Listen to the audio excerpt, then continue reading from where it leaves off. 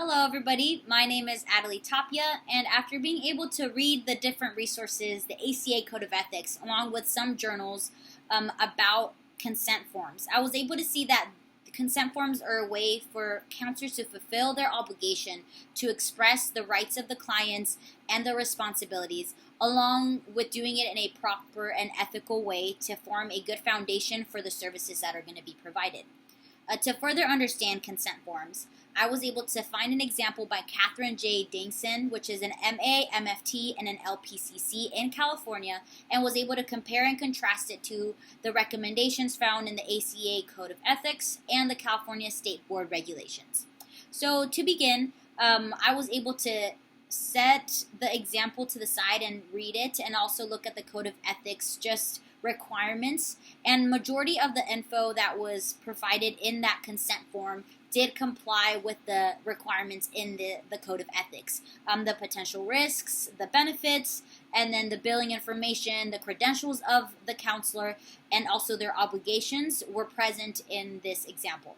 However, two things that were not were what would the actions be if the counselor were to unexpectedly be in an accident or potentially die, and what would occur to the clients in that time. And also, it didn't really include the use of technology in that.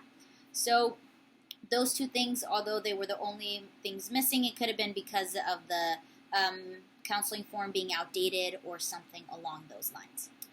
Moreover, reading just all the resources that I was provided from before, and the Code of Ethics, it was very emphasized the importance of having proper and concise language.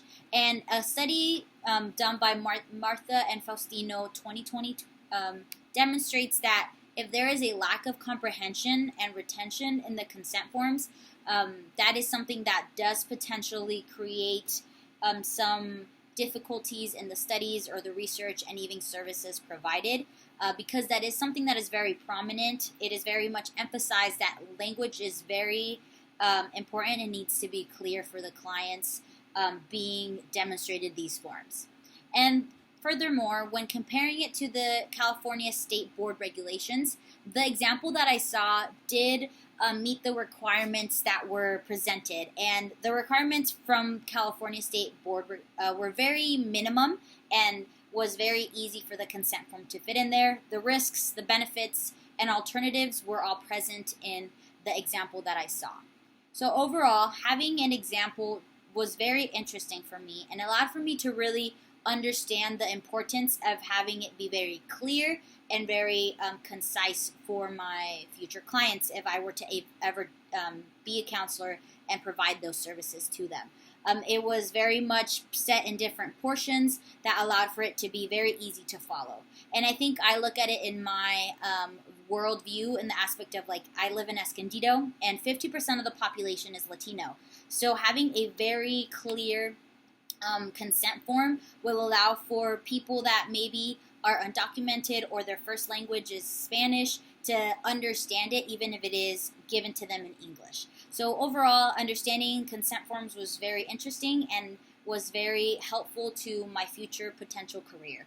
But overall, thank you so much for listening, and I hope you have a great day. Goodbye.